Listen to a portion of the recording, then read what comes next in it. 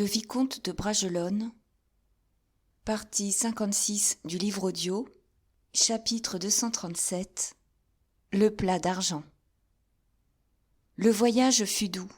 Athos et son fils traversèrent toute la France en faisant une quinzaine de lieues par jour, quelquefois davantage, selon que le chagrin de Raoul redoublait d'intensité. Ils mirent 15 jours pour arriver à Toulon et perdirent tout à fait les traces de D'Artagnan à Antibes. Il faut croire que le capitaine des mousquetaires avait voulu garder l'incognito dans ces parages, car Athos recueillit de ces informations l'assurance qu'on avait vu le cavalier qu'il dépeignit changer ses chevaux contre une voiture bien fermée à partir d'Avignon. Raoul se désespérait de ne point rencontrer D'Artagnan. Il manquait à ce cœur tendre l'adieu et la consolation de ce cœur d'acier. Athos savait par expérience que D'Artagnan devenait impénétrable lorsqu'il s'occupait d'une affaire sérieuse, soit pour son compte, soit pour le service du roi. Il craignit même d'offenser son ami ou de lui nuire en prenant trop d'informations. Cependant, quand Raoul commença son travail de classement pour la flottille et qu'il rassembla les chalands et allèges pour les envoyer à Toulon, l'un des pêcheurs apprit au comte que son bateau était en radoub depuis un voyage qu'il avait fait pour le compte d'un gentilhomme très pressé de s'embarquer. Athos, croyant que cet homme mentait pour rester libre et gagner plus d'argent à pêcher quand tous ses compagnons seraient partis, insista pour avoir des détails. Le pêcheur lui apprit que, environ 6 jours en deçà, un homme était venu louer son bateau pendant la nuit pour rendre une visite à l'île Saint-Honorat. Le prix fut convenu, mais le gentilhomme était arrivé avec une grande caisse de voitures qu'il avait voulu embarquer malgré les difficultés de toute nature que présentait cette opération. Le pêcheur avait voulu se dédire. Il avait menacé, et sa menace n'avait abouti qu'à lui procurer un grand nombre de coups de canne rudement appliqués par ce gentilhomme qui frappait fort et longtemps. Tout maugréant, le pêcheur avait eu recours au syndic de ses confrères d'Antibes, lesquels entre eux font la justice et se protègent. Mais le gentilhomme avait exhibé certains papiers à la vue duquel le syndic, saluant jusqu'à terre, avait enjoint au pêcheur d'obéir en le gourmandant d'avoir été récalcitrant.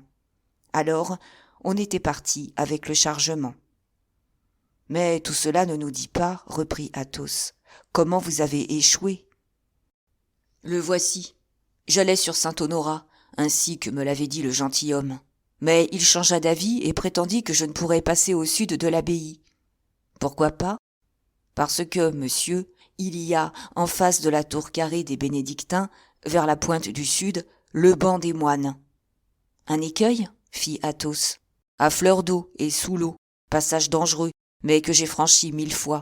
Le gentilhomme demanda que je le déposasse à Sainte-Marguerite. »« Eh bien, monsieur, s'écria le pêcheur avec son accent provençal, on est marin ou on ne l'est pas. On connaît sa passe, ou l'on n'est qu'une pluie d'eau douce. Je m'obstinai à vouloir passer. Le gentilhomme me prit au cou et m'annonça tranquillement qu'il allait m'étrangler. Mon second s'arma d'une hache, et moi aussi. Nous avions à venger l'affront de la nuit. Mais le gentilhomme mit l'épée à la main, avec des mouvements si vifs que nous ne pûmes approcher ni l'un ni l'autre. J'allais lui lancer ma hache à la tête, et j'étais dans mon droit, n'est-ce pas, monsieur ? Car un marin sur son bord est maître, comme un bourgeois dans sa chambre. J'allais donc, pour me défendre, couper en deux le gentilhomme, lorsque, tout à coup, vous me croirez si vous voulez, monsieur, ce coffre de carrosse s'ouvrit, je ne sais comment, et il en sortit une manière de fantôme coiffé d'un casque noir, avec un masque noir, quelque chose d'effrayant à voir, qui nous menace du poing. « C'était, dit Athos, c'était le diable, monsieur, car le gentilhomme, joyeux, s'écria en le voyant, « Ah, merci, monseigneur !» C'est étrange, murmura le comte en regardant Raoul. « Que fîtes-vous ? demanda celui-ci au pêcheur.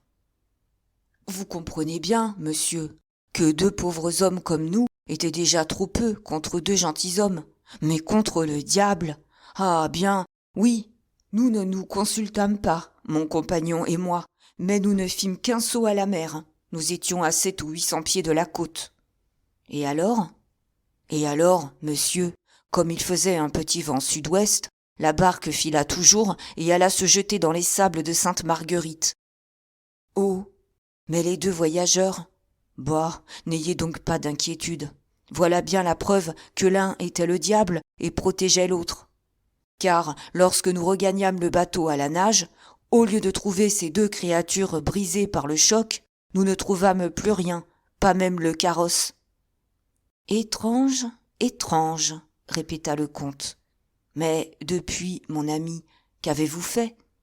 Ma plainte au gouverneur de Sainte-Marguerite, qui m'a mis le doigt sous le nez en m'annonçant que, si je cherchais à lui conter des sornettes pareilles, il me les paierait en coups d'étrivière.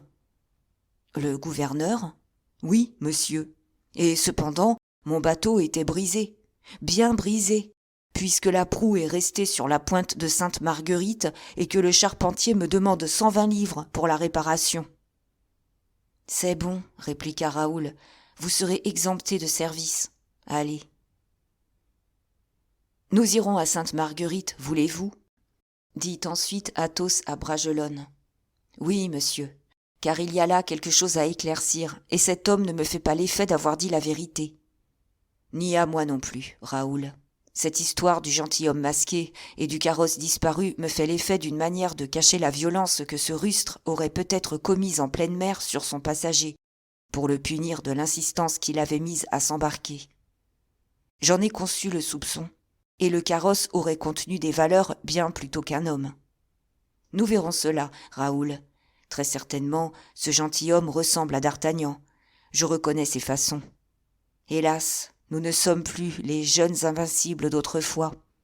Qui sait si la hache ou la barre de ce mauvais caboteur n'a pas réussi à faire ce que les plus fines épées de l'Europe, les balles et les boulets, n'ont pas fait depuis 40 ans. Le jour même, ils partirent pour Sainte-Marguerite, à bord d'un chasse-marée venu de Toulon sur ordre. L'impression qu'ils ressentirent en abordant fut un bien-être singulier.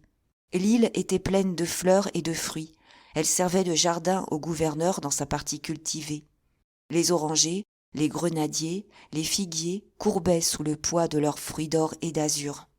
Tout autour de ce jardin, dans sa partie inculte, les perdrix rouges couraient par bandes dans les ronces et dans les touffes de genévrier. Et, à chaque pas que faisaient Raoul et le comte, un lapin effrayé quittait les marjolaines et les bruyères pour rentrer dans son terrier. En effet, cette bienheureuse île était inhabitée. Plate, n'offrant qu'une anse pour l'arrivée des embarcations et sous la protection du gouverneur, qui partageait avec eux, les contrebandiers s'en servaient comme d'un entrepôt provisoire, à la charge de ne point tuer le gibier ni dévaster le jardin.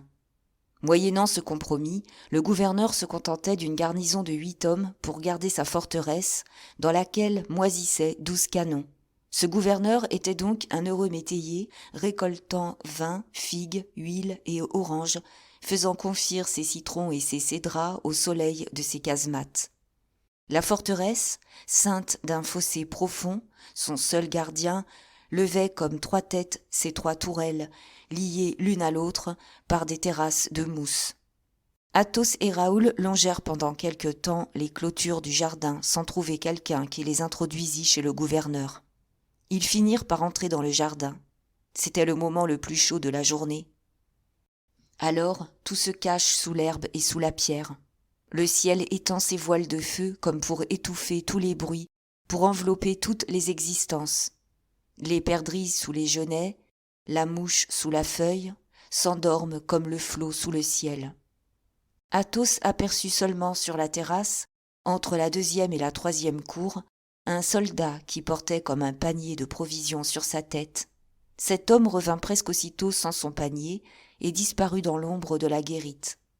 Athos comprit que cet homme portait à dîner à quelqu'un et que, après avoir fait son service, il revenait dîner lui-même. Tout à coup, il s'entendit appeler et, levant la tête, aperçut dans l'encadrement des barreaux d'une fenêtre quelque chose de blanc, comme une main qui s'agitait, quelque chose d'éblouissant, comme une arme frappée des rayons du soleil. Et, avant qu'il se fût rendu compte de ce qu'il venait de voir, une traînée lumineuse accompagnée d'un sifflement dans l'air appela son attention du donjon sur la terre. Un second bruit mat se fit entendre dans le fossé, et Raoul courut ramasser un plat d'argent qui venait de rouler jusque dans les sables desséchés. La main qui avait lancé ce plat fit un signe aux deux gentilshommes, puis elle disparut. Alors Raoul et Athos, s'approchant l'un de l'autre, se mirent à considérer attentivement le plat souillé de poussière, et ils découvrirent, sur le fond, des caractères tracés avec la pointe d'un couteau. « Je suis, disait l'inscription, le frère du roi de France, prisonnier aujourd'hui, fou demain. Gentilshommes français et chrétiens, priez Dieu pour l'âme et la raison du fils de vos maîtres. » Le plat tomba des mains d'Athos, pendant que Raoul cherchait à pénétrer le sens mystérieux de ces mots lugubres. Au même instant, un cri se fit entendre du haut du donjon. Raoul, prompt comme l'éclair, courba la tête et força son père à se courber aussi. Un canon de mousquet venait de reluire à la crête du mur. Une fumée blanche jaillit comme un panache à l'orifice du mousquet, et une balle vint s'aplatir sur une pierre, à 6 pouces des deux gentilshommes. Un autre mousquet parut encore et s'abaissa. « Cordieu !» s'écria Athos. « Assassine-t-on les gens, ici ? Descendez, lâches que vous êtes !»« Oui, descendez !» dit Raoul, furieux, en montrant le poing au château. L'un des deux assaillants, celui qui allait tirer le coup de mousquet, répondit à ces cris par une exclamation de surprise, et, comme son compagnon voulait continuer l'attaque et ressaisissait le mousquet tout armé, celui qui venait de s'écrier releva l'arme et le coup partit en l'air. Athos et Raoul, voyant qu'on disparaissait de la plate-forme, pensèrent qu'on allait venir à eux et ils attendirent de pied ferme. 5 minutes ne s'étaient pas écoulées qu'un coup de baguette sur le tambour appela les 8 soldats de la garnison, lesquels se montrèrent sur l'autre bord du fossé avec leurs mousquets. À la tête de ces hommes se tenait un officier que le vicomte de Bragelonne reconnut pour celui qui avait tiré le premier coup de mousquet. Cet homme ordonna aux soldats d'apprêter les armes. « Nous allons être fusillés !» s'écria Raoul. « L'épée à la main, du moins, et sautons le fossé. Nous tuerons bien chacun un de ces coquins quand leurs mousquets seront vides. » Et déjà Raoul, joignant le mouvement au conseil, s'élançait, suivi d'Athos, lorsqu'une voix bien connue retentit derrière eux. « Athos ! Raoul !» criait cette voix. « D'Artagnan !» répondirent les deux gentilshommes. « Armes bas, mordiou !» s'écria le capitaine aux soldats. « J'étais bien sûr de ce que je disais, moi !» Les soldats relevèrent leurs mousquets. « Que nous arrive-t-il donc ?» demanda Athos. « Quoi ? On nous fusille sans nous avertir ?»« C'est moi qui allais vous fusiller, » répliqua d'Artagnan. « Et si le gouverneur vous a manqué, je ne vous eusse pas manqué, moi, chers amis. Quel bonheur que j'ai pris l'habitude de viser longtemps au lieu de tirer d'instinct en visant. J'ai cru vous reconnaître. Ah, mes chers amis, quel bonheur !» Et d'Artagnan s'essuyait le front, car il avait couru vite, et l'émotion chez lui n'était pas feinte. « Comment ?» fit le comte. « Ce monsieur qui a tiré sur nous est le gouverneur de la forteresse ? En personne. Et pourquoi tirait-il sur nous ? Que lui avons-nous fait ? Pardieu, vous avez reçu ce que le prisonnier vous a jeté. C'est vrai ? Ce plat, le prisonnier a écrit quelque chose dessus, n'est-ce pas ? Oui ? Je m'en étais douté. Ah, mon Dieu ! Et d'Artagnan, avec toutes les marques d'une inquiétude mortelle, s'empara du plat pour en lire l'inscription. Quand il eut lu, la pâleur couvrit son visage. « Oh, mon Dieu !» répéta-t-il. « Silence ! Voici le gouverneur qui vient. »« Et que nous fera-t-il ? Est-ce notre faute ?»« C'est donc vrai ?» dit Athos à demi-voix. « C'est donc vrai ? » « Silence, vous dis-je, silence. Si l'on croit que vous savez lire, si l'on suppose que vous avez compris, je vous aime bien, chers amis. Je me ferai tuer pour vous, mais, dirent Athos et Raoul, mais je ne vous sauverai pas d'une éternelle prison, si je vous sauvais de la mort. Silence, donc, silence encore. Le gouverneur arrivait, ayant franchi le fossé sur une passerelle de planches. « Eh bien, dit-il à d'Artagnan, qui vous arrête ?»« Vous êtes des Espagnols, vous ne comprenez pas un mot de français, » dit vivement le capitaine, bas à ses amis. « Eh bien, reprit-il en s'adressant au gouverneur, j'avais raison, ces messieurs sont 2 capitaines espagnols que j'ai connus à Ypres l'an passé. Ils ne savent pas un mot de français. »« Ah !» fit le gouverneur avec attention. Et il chercha à lire l'inscription du plat. D'Artagnan le lui ôta des mains en effaçant les caractères à coups de pointe d'épée. « Comment ?» s'écria le gouverneur. « Que faites-vous ? Je ne puis donc pas lire ?»« C'est le secret de l'État, » répliqua nettement d'Artagnan. « Et puisque vous savez, d'après l'ordre du roi, qu'il y a peine de mort contre quiconque le pénétrera, je vais, si vous le voulez, vous laisser lire et vous faire fusiller aussitôt après. » Pendant cette apostrophe, moitié sérieuse, moitié ironique, Athos et Raoul gardaient un silence plein de sang-froid. « Mais il est impossible, dit le gouverneur, que ces messieurs ne comprennent pas au moins quelques mots. »« Laissez donc, quand bien même ils comprendraient ce qu'on parle, ils ne liraient pas ce que l'on écrit. Ils ne le liraient même pas en espagnol. Un noble espagnol, souvenez-vous-en, ne doit jamais savoir lire. » Il fallut que le gouverneur se contentât de ces explications, mais il était tenace.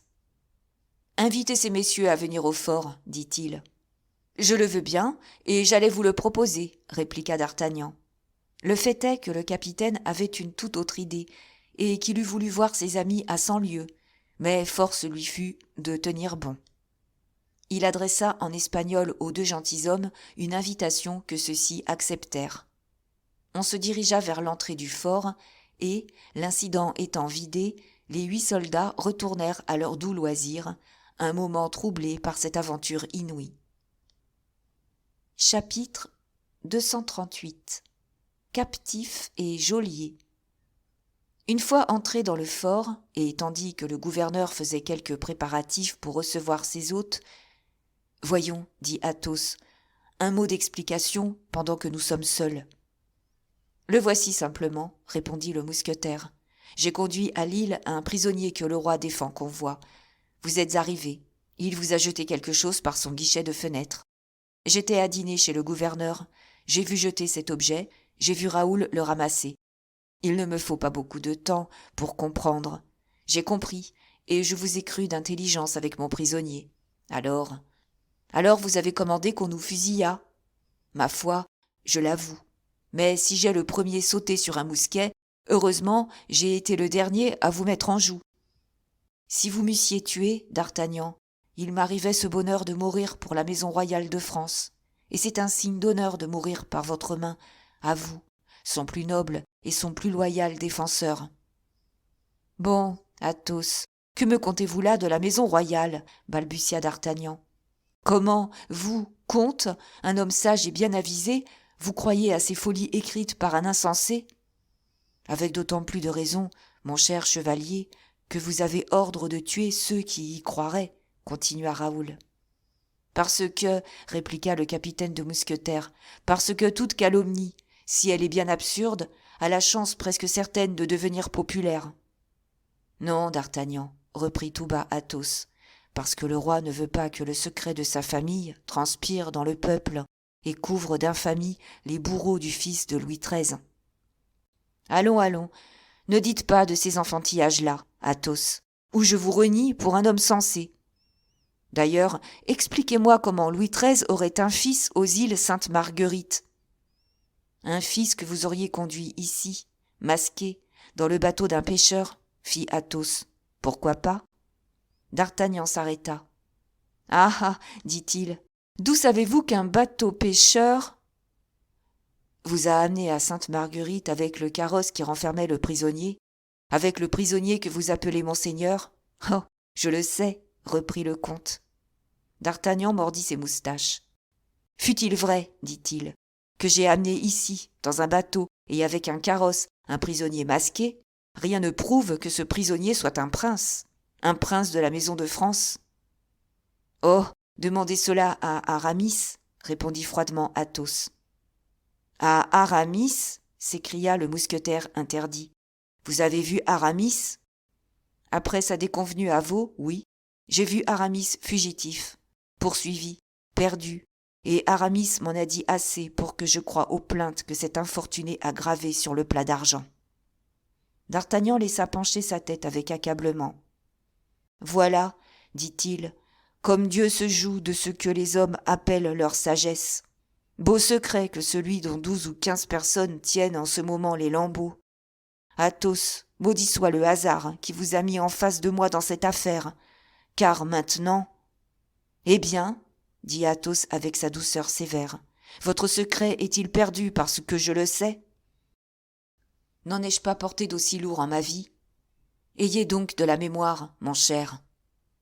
Vous n'en avez jamais porté d'aussi périlleux, repartit d'Artagnan avec tristesse. J'ai comme une idée sinistre que tous ceux qui auront touché à ce secret mourront, et mourront mal. Que la volonté de Dieu soit faite, d'Artagnan. Mais voici votre gouverneur. » D'Artagnan et ses amis reprirent aussitôt leur rôle. Ce gouverneur, soupçonneux et dur, était pour d'Artagnan d'une politesse allant jusqu'à l'obséquiosité. Il se contenta de faire bonne chère aux voyageurs et de les bien regarder.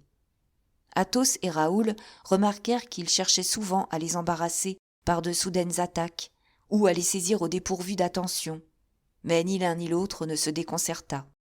Ce qu'avait dit d'Artagnan put paraître vraisemblable, si le gouverneur ne le crut pas vrai. On sortit de table pour aller se reposer. « Comment s'appelle cet homme ? Il a mauvaise mine, dit Athos en espagnol à d'Artagnan. « De Saint-Mars, répliqua le capitaine. Ce sera donc le geôlier du jeune prince ? Eh, le sais-je ? Me voici peut-être à Sainte-Marguerite à perpétuité. Allons donc, vous ? Mon ami, je suis dans la situation d'un homme qui trouve un trésor au milieu d'un désert. Il voudrait l'enlever, il ne peut. Il voudrait le laisser, il n'ose. Le roi ne me fera pas revenir, craignant qu'un autre ne surveille moins bien que moi. Il regrette de ne m'avoir plus, sentant bien que nul ne le servira de près comme moi. Au reste, il arrivera ce qu'il plaira à Dieu. Mais, fit observer Raoul, par cela même que vous n'avez rien de certain, c'est que votre état ici est provisoire et vous retournerez à Paris. Demandez donc à ces messieurs, interrompit Saint-Mars, ce qu'ils venaient faire à Sainte-Marguerite. Ils venaient, sachant qu'il y avait un couvent de bénédictins à Saint-Honorat, curieux à voir, et dans Sainte-Marguerite une belle chasse. À leur disposition, répliqua Saint-Mars, comme à la vôtre. D'Artagnan remercia. Quand partent-ils ? Ajouta le gouverneur. Demain, répondit d'Artagnan. Monsieur de Saint-Mars alla faire sa ronde et laissa d'Artagnan seul avec les prétendus Espagnols. « Oh !» s'écria le mousquetaire, « voilà une vie et une société qui me conviennent peu. Je commande à cet homme, et il me gêne, mordiou. Tenez, voulez-vous que nous fassions un coup de mousquet sur les lapins ? La promenade sera belle et peu fatigante. L'île n'a qu'une lieue et demie de longueur, sur une demi-lieue de large. Un vrai parc. Amusons-nous. » « Allons où vous voudrez, d'Artagnan, non pour nous divertir, mais pour causer librement. » D'Artagnan fit un signe à un soldat qui comprit et apporta des fusils de chasse aux gentilshommes et rentra au fort. « Et maintenant, fit le mousquetaire, répondez un peu à la question que faisait ce noir Saint-Mars. Qu'êtes-vous venu faire aux îles Lérins ? Vous dire adieu. Me dire adieu ? Comment cela ? Raoul part ? Oui. Avec monsieur de Beaufort, je parie. Avec monsieur de Beaufort. Oh, vous devinez toujours, cher ami. L'habitude. Pendant que les deux amis commençaient leur entretien, Raoul, la tête lourde, le cœur chargé, s'était assis sur des roches moussues, son mousquet sur les genoux, et, regardant la mer, regardant le ciel, écoutant la voix de son âme, il laissait peu à peu s'éloigner de lui les chasseurs. D'Artagnan remarqua son absence. « Il est toujours frappé, n'est-ce pas ? Dit-il à Athos. « À mort. »« Oh, vous exagérez, je pense. Raoul est bien trempé. Sur tous les cœurs si nobles, il y a une seconde enveloppe qui fait cuirasse. La première saigne, la seconde résiste. »« Non, répondit Athos. Raoul en mourra. Mordiou, fit D'Artagnan sombre. Et il n'ajouta pas un mot à cette exclamation. Puis, un moment après, pourquoi le laissez-vous partir ? Parce qu'il le veut.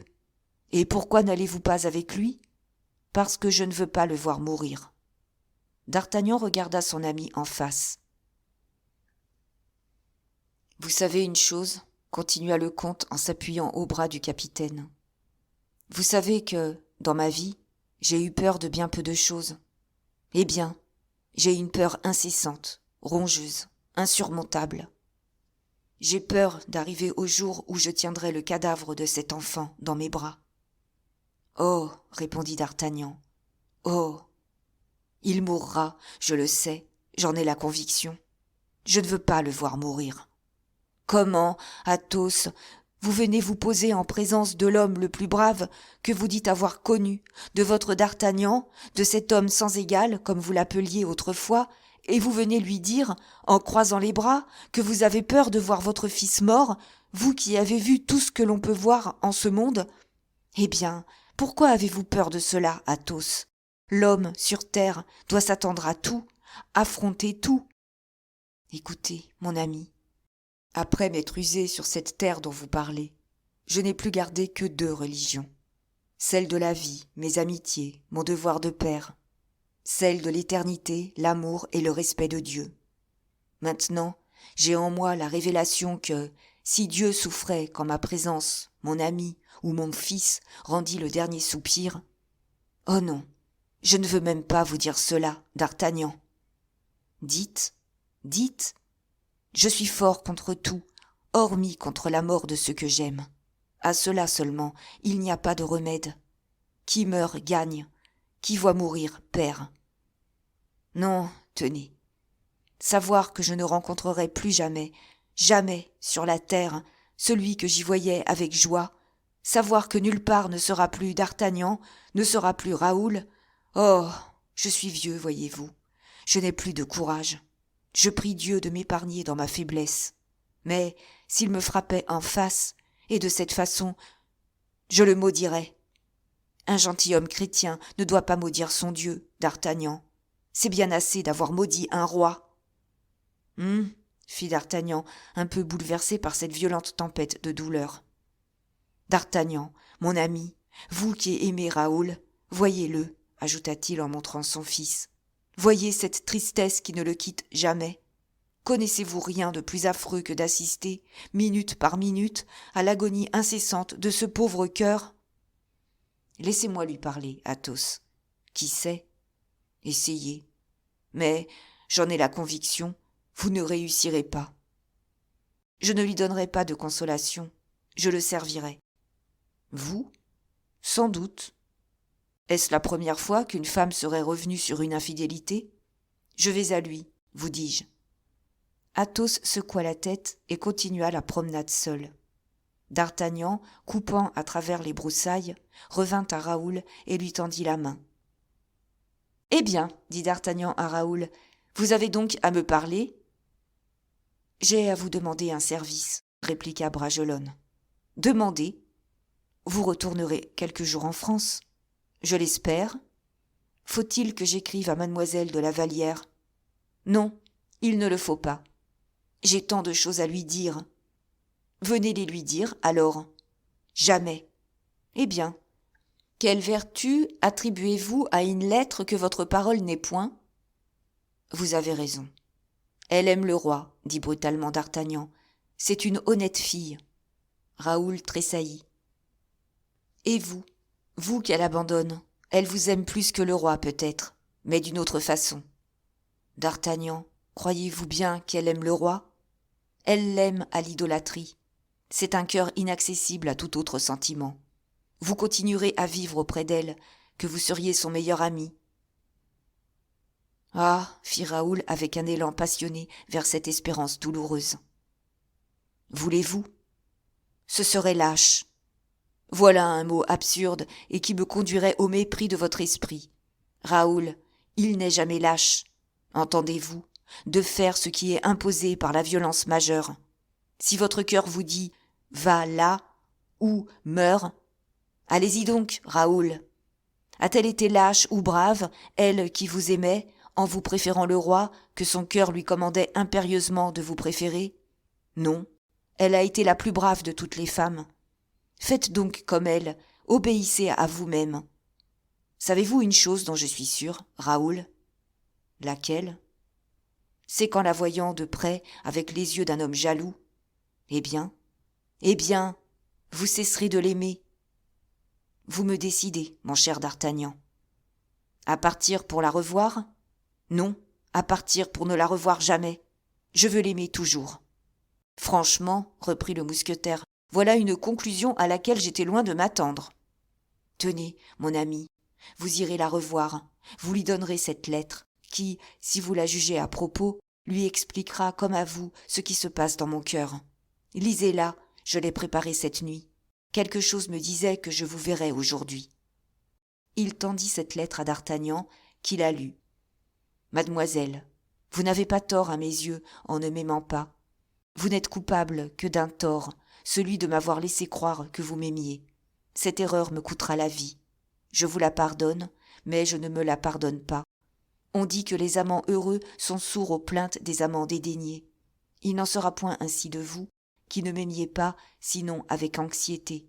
Je suis sûre que, si j'eusse insisté près de vous pour changer cette amitié en amour, vous eussiez cédé par crainte de me faire mourir ou d'amoindrir l'estime que j'avais pour vous. Il m'est bien doux de mourir en vous sachant libre et satisfaite. Aussi, combien vous m'aimerez quand vous ne craindrez plus mon regard ou mon reproche.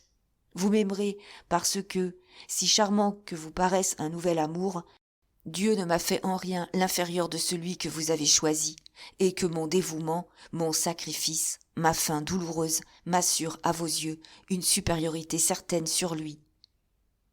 J'ai laissé échapper, dans la crédulité naïve de mon cœur, le trésor que je tenais. Beaucoup de gens me disent que vous m'aviez aimé assez pour en venir à m'aimer beaucoup. Cette idée m'enlève toute amertume et me conduit à ne regarder comme ennemi que moi seul. Vous accepterez ce dernier adieu, et vous me bénirez de m'être réfugié dans l'asile inviolable où s'éteint toute haine, où dure tout amour. Adieu, mademoiselle. S'il fallait acheter de tout mon sang votre bonheur, je donnerais tout mon sang. J'en fais bien le sacrifice à ma misère. Raoul, vicomte de Bragelonne. La lettre est bien, dit le capitaine. Je n'ai qu'une chose à lui reprocher. Dites-moi laquelle, s'écria Raoul. C'est qu'elle dit toute chose, hormis la chose qui s'exhale comme un poison mortel de vos yeux, de votre cœur, hormis l'amour insensé qui vous brûle encore. Raoul pâlit et se tut. Pourquoi n'avez-vous pas écrit seulement ces mots, Mademoiselle, au lieu de vous maudire, je vous aime et je meurs? C'est vrai, dit Raoul avec une joie sinistre. Et, déchirant sa lettre, qu'il venait de reprendre, il écrivit ces mots sur une feuille de ses tablettes. Pour avoir le bonheur de vous dire encore que je vous aime, je commets la lâcheté de vous écrire, et, pour me punir de cette lâcheté, je meurs. Et il signa. Vous lui remettrez ses tablettes, n'est-ce pas, capitaine? Dit-il à d'Artagnan. Quand cela? Répliqua celui-ci.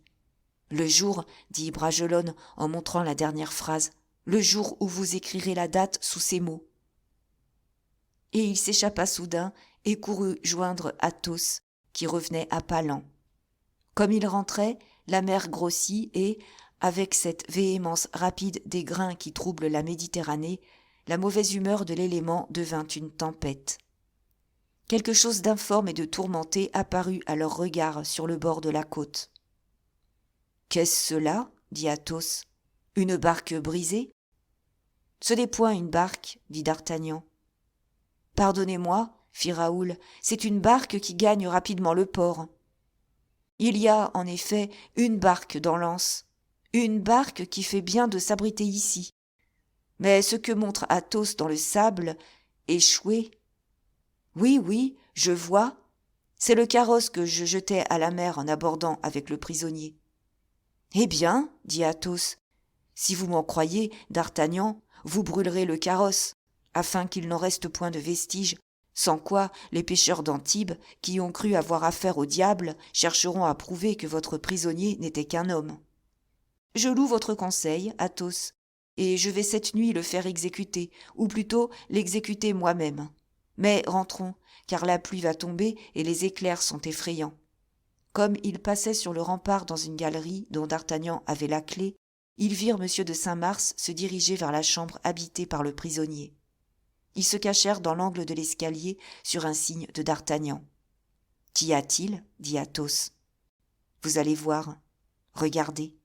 Le prisonnier revient de la chapelle. » Et l'on vit, à la lueur des rouges éclairs, dans la brume violette qu'estompait le vent sur le fond du ciel, on vit passer gravement, à 6 pas derrière le gouverneur, un homme vêtu de noir et masqué par une visière d'acier bruni, soudé à un casque de même nature, et qui lui enveloppait toute la tête. Le feu du ciel jetait de fauves reflets sur cette surface polie. Et ces reflets, voltigeant capricieusement, semblaient être les regards courroucés que lançait ce malheureux à défaut d'imprécation. Au milieu de la galerie, le prisonnier s'arrêta un moment à contempler l'horizon infini, à respirer les parfums sulfureux de la tempête, à boire avidement la pluie chaude, et il poussa un soupir semblable à un rugissement. « Venez, monsieur, » dit de Saint-Mars brusquement au prisonnier, car il s'inquiétait déjà de le voir regarder longtemps au-delà des murailles. « Monsieur, venez donc !»« Dites, monseigneur !» cria de son coin Athos à Saint-Mars d'une voix tellement solennelle et terrible que le gouverneur en frissonna des pieds à la tête. Athos voulait toujours le respect pour la majesté tombée. Le prisonnier se retourna. « Qui a parlé ?» demanda de Saint-Mars. « Moi, » répliqua d'Artagnan, qui se montra aussitôt. « Vous savez bien que c'est l'ordre. »« Ne m'appelez ni monsieur, ni monseigneur, » dit à son tour le prisonnier, avec une voix qui remua Raoul jusqu'au fond des entrailles. « Appelez-moi maudit !» Et il passa. La porte de fer cria derrière lui. « Voilà un homme malheureux !» murmura sourdement le mousquetaire en montrant la chambre habitée par le prince. Chapitre 239. Les promesses. À peine d'Artagnan rentrait-il dans son appartement avec ses amis qu'un des soldats du fort vint le prévenir que le gouverneur le cherchait. La barque que Raoul avait aperçue à la mer, et qui semblait si pressée de gagner le port, venait à Sainte-Marguerite avec une dépêche importante pour le capitaine des mousquetaires. En ouvrant le pli, d'Artagnan reconnut l'écriture du roi. « Je pense, disait Louis XIV, que vous avez fini d'exécuter mes ordres, monsieur d'Artagnan. Revenez donc sur-le-champ à Paris me trouver dans mon Louvre. »« Voilà mon exil fini, » s'écria le mousquetaire avec joie. « Dieu soit loué, je cesse d'être geôlier. » Et il montra la lettre à Athos. « Ainsi, vous nous quittez ?» répliqua celui-ci avec tristesse. « Pour nous revoir, cher ami, attendu que Raoul est un grand garçon qui partira bien seul avec M. de Beaufort et qui aimera mieux laisser revenir son père en compagnie de M. d'Artagnan que de le forcer à faire seul 200 lieues pour regagner l'affaire. N'est-ce pas, Raoul ?»« Certainement, » balbutia celui-ci avec l'expression d'un tendre regret. « Non, mon ami, » interrompit Athos. « Je ne quitterai Raoul que le jour où son vaisseau aura disparu à l'horizon. Tant qu'il est en France, il n'est pas séparé de moi. À votre guise, cher ami. Mais nous quitterons du moins Sainte-Marguerite ensemble. Profitez de la barque qui va me ramener à Antibes.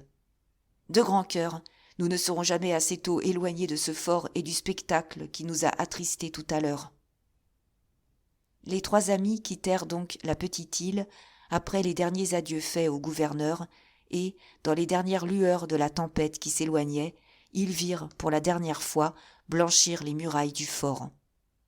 D'Artagnan prit congé de ses amis dans la nuit même, après avoir vu sur la côte de Sainte-Marguerite le feu du carrosse incendié par les ordres de M. de Saint-Mars, sur la recommandation que le capitaine lui avait faite. Avant de monter à cheval, et comme il sortait des bras d'Athos, « Ami, dit-il, vous ressemblez trop à 2 soldats qui abandonnent leur poste. Quelque chose m'avertit que Raoul aurait besoin d'être maintenu par vous à son rang. Voulez-vous que je demande à passer en Afrique avec 100 bons mousquets? Le roi ne me refusera pas, je vous emmènerai avec moi. Monsieur d'Artagnan, répliqua Raoul en lui serrant la main avec effusion. Merci de cette offre, qui nous donnerait plus que nous ne voulons, monsieur le comte et moi. Moi qui suis jeune, j'ai besoin d'un travail d'esprit et d'une fatigue de corps. Monsieur le comte a besoin du plus profond repos. Vous êtes son meilleur ami. Je vous le recommande. En veillant sur lui, vous tiendrez nos 2 âmes dans votre main. Il faut partir. Voilà mon cheval qui s'impatiente, dit d'Artagnan, chez qui le signe le plus manifeste d'une vive émotion était le changement d'idée dans un entretien. Voyons, comte, combien de jours Raoul a-t-il encore à demeurer ici?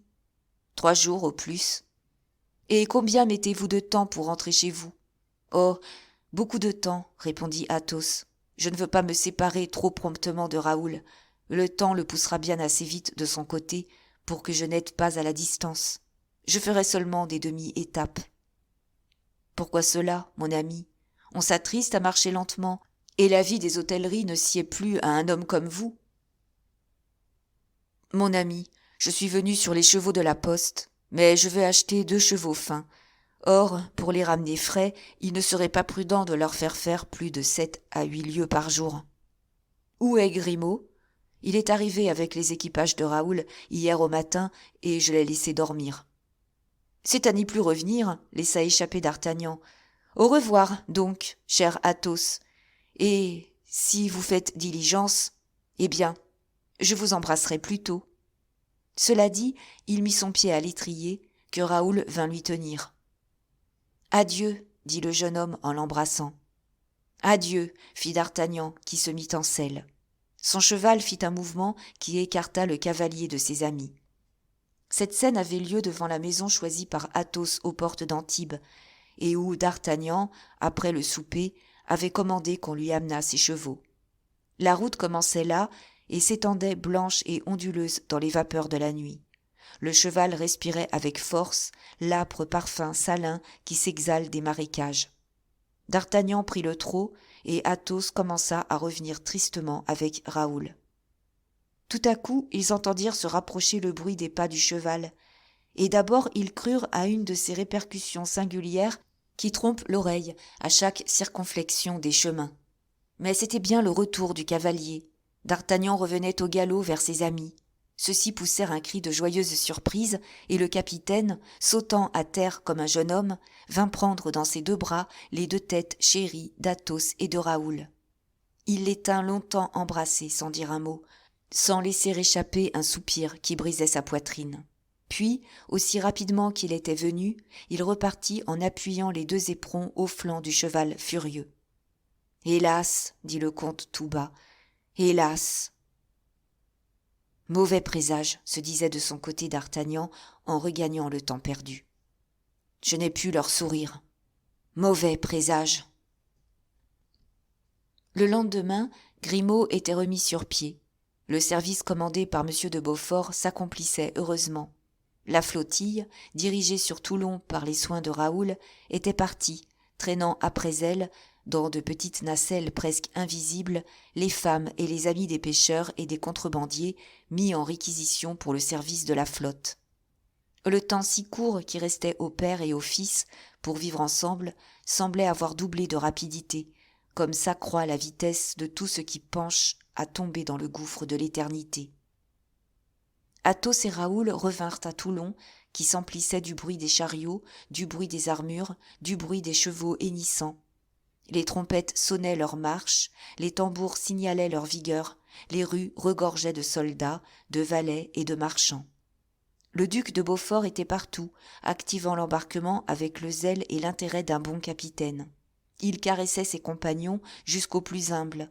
Il gourmandait ses lieutenants, même les plus considérables. Artillerie, provisions, bagages, il voulut tout voir par lui-même. Il examina l'équipement de chaque soldat, s'assura de la santé de chaque cheval. On sentait que, léger, vantard, égoïste dans son hôtel, le gentilhomme redevenait soldat, le grand seigneur capitaine, vis-à-vis de la responsabilité qu'il avait acceptée. Cependant, il faut bien le dire, quel que fût le soin qui présida aux apprêts du départ, on y reconnaissait la précipitation insouciante et l'absence de toute précaution qui font du soldat français le premier soldat du monde, parce qu'il en est le plus abandonné à ses seules ressources physiques et morales.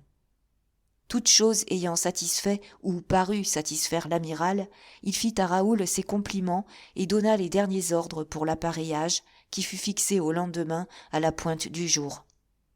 Il invita le comte et son fils à dîner avec lui. Ceux-ci prétextèrent quelques nécessités du service et se mirent à l'écart. Gagnant leur hôtellerie, située sous les arbres de la grande place, ils prirent leur repas à la hâte, et Athos conduisit Raoul sur les rochers qui dominent la ville, vaste montagne grise d'où la vue est infinie et embrasse un horizon liquide qui semble, tant il est loin, de niveau avec les rochers eux-mêmes. La nuit était belle comme toujours en ces heureux climats. La lune, se levant derrière les rochers, déroulait comme une nappe argentée sur le tapis bleu de la mer. Dans la rade manœuvraient silencieusement les vaisseaux qui venaient prendre leur rang pour faciliter l'embarquement. La mer, chargée de phosphore, s'ouvrait sous les carènes des barques qui transbordaient les bagages et les munitions. Chaque secousse de la proue fouillait ce gouffre de flammes blanches et de chaque aviron dégoûtait les diamants liquides. On entendait les marins, joyeux des largesses de l'amiral, murmurer leurs chansons lentes et naïves. Parfois, le grincement des chaînes se mêlait au bruit sourd des boulets tombant dans les cales. Ce spectacle et ces harmonies serraient le cœur comme la crainte et le dilataient comme l'espérance. Toute cette vie sentait la mort. Athos s'assit avec son fils sur les mousses et les bruyères du promontoire. Autour de leur tête passaient et repassaient les grandes chauves-souris, emportées dans l'effrayant tourbillon de leur chasse aveugle. Les pieds de Raoul dépassaient l'arête de la falaise et baignaient dans ce vide que peuple le vertige et qui provoque au néant. Quand la lune fut levée en son entier, caressant de sa lumière les pitons voisins, quand le miroir de l'eau fut illuminé dans toute son étendue, et que les petits feux rouges eurent fait leur trouée dans les masses noires de chaque navire, Athos, rassemblant toutes ses idées, tout son courage, dit à son fils : « Dieu a fait tout ce que nous voyons, Raoul. Il nous a fait aussi, pauvres atomes mêlés à ce grand univers. Nous brillons comme ces feux et ces étoiles, nous soupirons comme ces flots, nous souffrons comme ces grands navires qui s'usent à creuser la vague, en obéissant au vent qui les pousse vers un but, comme le souffle de Dieu nous pousse vers un port. Tout aime à vivre, Raoul, et tout est beau dans les choses vivantes. » « Monsieur, » répliqua le jeune homme, « nous avons là, en effet, un beau spectacle. »« Comme d'Artagnan est bon, » interrompit tout de suite Athos. « Et comme c'est un rare bonheur que de s'être appuyé toute une vie sur un ami comme celui-là. Voilà ce qui vous a manqué, Raoul. »« Un ami ?» s'écria le jeune homme. « J'ai manqué d'un ami, moi ? » ?»« Monsieur de Guiche est un charmant compagnon, » reprit le comte froidement. « Mais je crois qu'au temps où vous vivez, les hommes se préoccupent plus de leurs affaires et de leurs plaisirs que de notre temps. Vous avez cherché la vie isolée, c'est un bonheur, mais vous y avez perdu la force. Nous autres quatre, un peu sevrés de ces délicatesses qui font votre joie, nous avons trouvé bien plus de résistance qu'en paraissait le malheur. Je ne vous ai point arrêté, monsieur, pour dire que j'avais un ami, et que cet ami est monsieur de Guiche. Certes, il est bon et généreux, pourtant, et il m'aime. J'ai vécu sous la tutelle d'une autre amitié, aussi précieuse, aussi forte que celle dont vous parlez, puisque c'est la vôtre. Je n'étais pas un ami pour vous, Raoul, dit Athos. Eh, monsieur, pourquoi ? Parce que je vous ai donné lieu de croire que la vie n'a qu'une face, parce que, triste et sévère, hélas, j'ai toujours coupé pour vous, sans le vouloir, mon Dieu, les bourgeons joyeux qui jaillissent incessamment de l'arbre de la jeunesse. En un mot, parce que, dans le moment où nous sommes, je me repens de ne pas avoir fait de vous un homme très expansif, très dissipé, très bruyant. Je sais pourquoi vous me dites cela, monsieur. Non, vous avez tort, ce n'est pas vous qui m'avez fait ce que je suis. C'est cet amour qui m'a pris au moment où les enfants n'ont que des inclinations. C'est la constance naturelle à mon caractère qui, chez les autres créatures, n'est qu'une habitude. J'ai cru que je serais toujours comme j'étais. J'ai cru que Dieu m'avait jeté sur une route toute défrichée, toute droite, bordée de fruits et de fleurs. J'avais au-dessus de moi votre vigilance, votre force. Je me suis cru vigilant et fort. Rien ne m'a préparé. Je suis tombé une fois, et cette fois m'a ôté le courage pour toute ma vie. Il est vrai de dire que je m'y suis brisé. Oh non, monsieur, vous n'êtes dans mon passé que pour mon bonheur. Vous n'êtes dans mon avenir que comme un espoir. Non, je n'ai rien à reprocher à la vie telle que vous me l'avez faite. Je vous bénis et je vous aime ardemment. Mon cher Raoul, vos paroles me font du bien. Elles me prouvent que vous agirez un peu pour moi dans le temps qui va suivre. Je n'agirai que pour vous, monsieur. Raoul, ce que je n'ai jamais fait à votre égard, je le ferai désormais. Je serai votre ami, non plus votre père.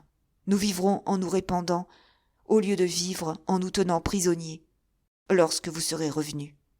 Ce sera bientôt, n'est-ce pas? Certes, monsieur, car une expédition pareille ne saurait être longue. Bientôt alors, Raoul, bientôt, au lieu de vivre maudiquement sur mon revenu, je vous donnerai le capital, mes terres. Il vous suffira pour vous lancer dans le monde jusqu'à ma mort. Et vous me donnerez, je l'espère, avant ce temps, la consolation de ne pas laisser s'éteindre ma race. Je ferai tout ce que vous me commanderez, reprit Raoul fort agité. Il ne faudrait pas, Raoul, que votre service d'aide de camp vous conduisît à des tentatives trop hasardeuses. Vous avez fait vos preuves, on vous sait bon au feu. Rappelez-vous que la guerre des Arabes est une guerre de pièges, d'embuscades et d'assassinats. On le dit, oui, monsieur. Il y a toujours peu de gloire à tomber dans un guet-apens. C'est une mort qui accuse toujours un peu, témérité ou d'imprévoyance. Souvent même, on ne plaint pas celui qui a succombé. Ceux qu'on ne plaint pas, Raoul, sont morts inutiles.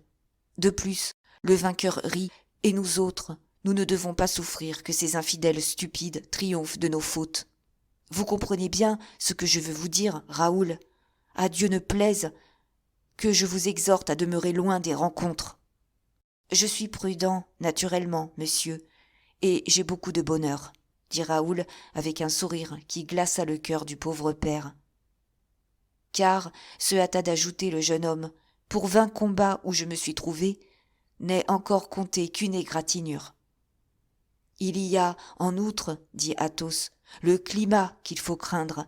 C'est une laide faim que la fièvre. Le roi Saint-Louis priait Dieu de lui envoyer une flèche ou la peste avant la fièvre.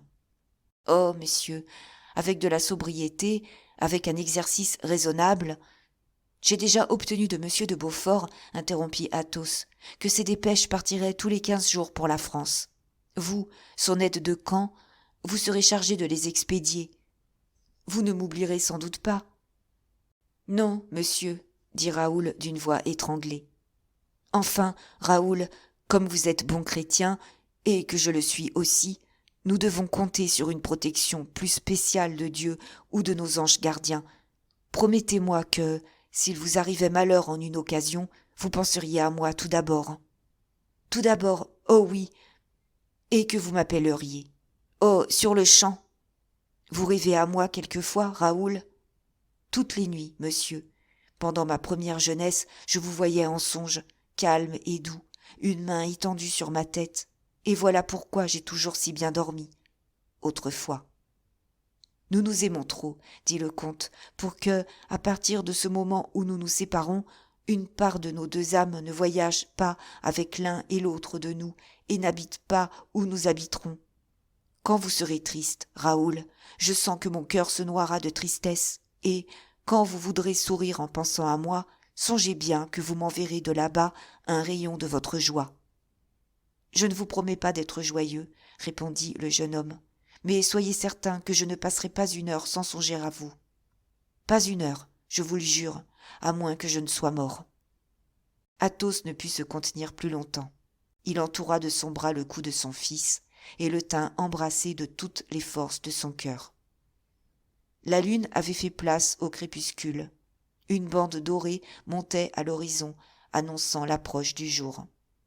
Athos jeta son manteau sur les épaules de Raoul et l'emmena vers la ville, où, fardeau et porteurs, tout remuait déjà comme une vaste fourmilière. À l'extrémité du plateau que quittaient Athos et Bragelonne, ils virent une ombre noire se balançant avec indécision et comme honteuse d'être vue. C'était Grimaud qui, inquiet, avait suivi son maître à la piste et qui les attendait. « Oh, bon Grimaud !» s'écria Raoul. « Que veux-tu ? Tu viens nous dire qu'il faut partir, n'est-ce pas ?» « Seul ?» fit Grimaud en montrant Raoul à Athos d'un ton de reproche qui montrait à quel point le vieillard était bouleversé. « Oh, tu as raison !» s'écria le comte. « Non, Raoul ne partira pas seul. Non, il ne restera pas sur une terre étrangère sans quelqu'un d'ami qui le console et lui rappelle tout ce qu'il aimait. »« Moi ?» dit Grimaud. « Toi ? Oui, oui !» s'écria Raoul, touché jusqu'au fond du cœur.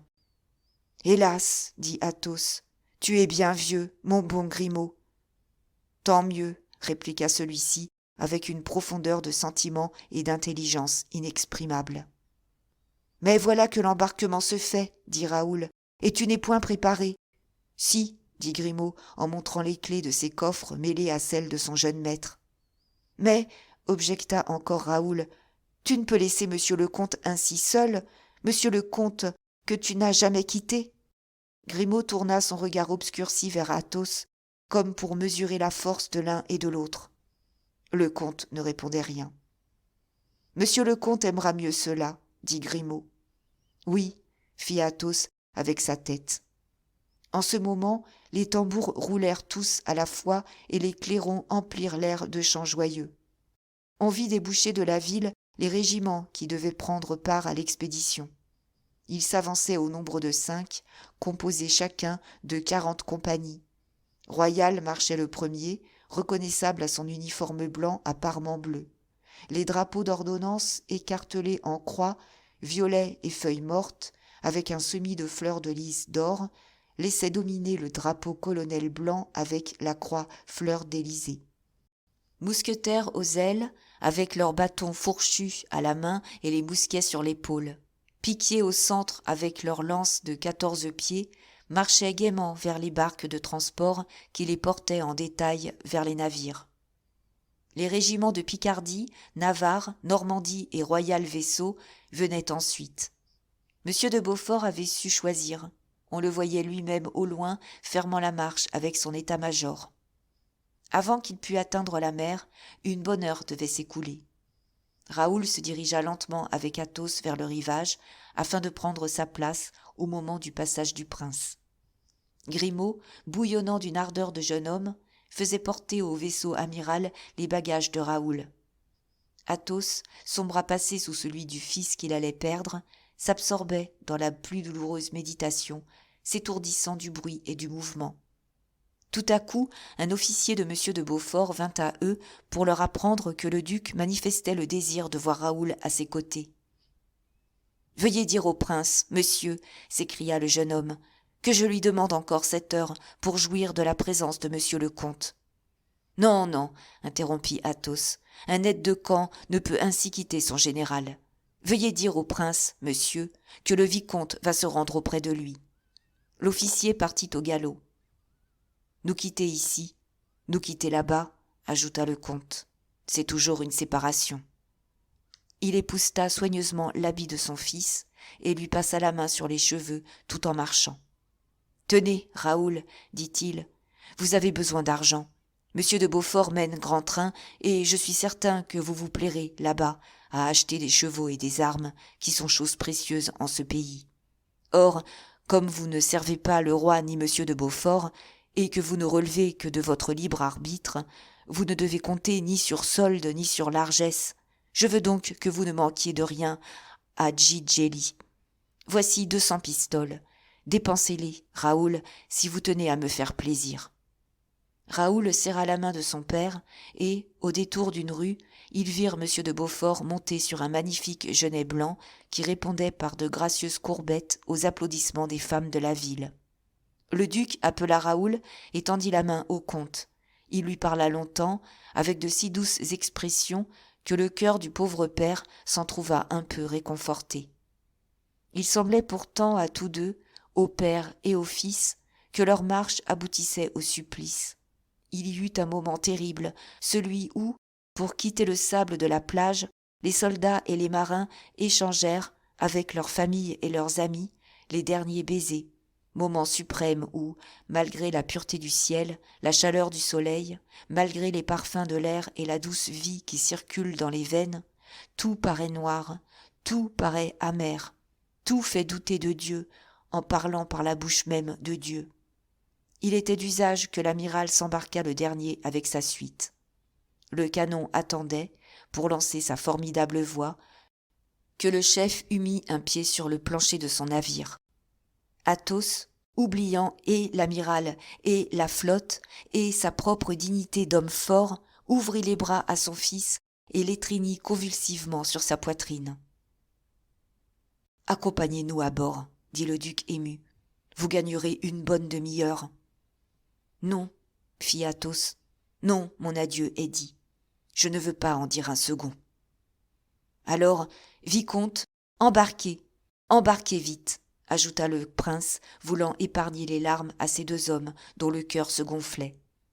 Et, paternellement, tendrement, fort comme l'eût été Porthos, il enleva Raoul dans ses bras et le plaça sur la chaloupe dont les avirons commencèrent à nager aussitôt sur un cygne. Lui-même, oubliant le cérémonial, sauta sur le plat-bord de ce canot et le poussa, d'un pied vigoureux, en mer. « Adieu !» cria Raoul. Athos ne répliqua que par un signe, mais il sentit quelque chose de brûlant sur sa main. C'était le baiser respectueux de Grimaud, le dernier adieu du chien fidèle. Ce baiser donné, Grimaud sauta de la marche du môle sur l'avant d'une yaule à 2 avirons, qui vint se faire remorquer par un chaland servi de 12 rames de galère. Athos s'assit sur le môle, éperdu, sourd, abandonné. Chaque seconde lui enleva un des traits, une des nuances du teint pâle de son fils.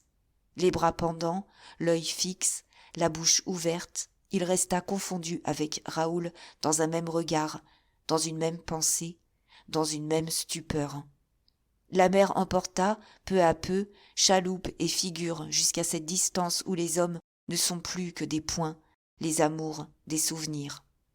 Athos vit son fils monter l'échelle du vaisseau amiral. Il le vit s'accouder au bastingage et se placer de manière à être toujours un point de mire pour l'œil de son père. En vain le canon tonna, en vain des navires s'élança une longue rumeur répondue sur terre par d'immenses acclamations.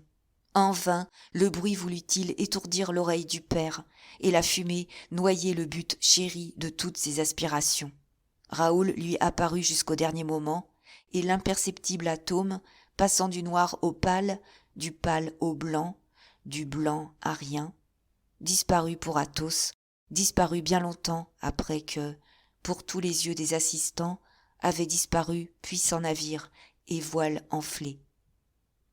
Vers midi, quand déjà le soleil dévorait l'espace et qu'à peine l'extrémité des mâts dominait la ligne incandescente de la mer, Athos vit s'élever une ombre douce, aérienne, aussitôt évanouie que vue. C'était la fumée d'un coup de canon que M. de Beaufort venait de faire tirer pour saluer une dernière fois la côte de France. La pointe s'enfonça à son tour sous le ciel et Athos rentra péniblement à son hôtellerie.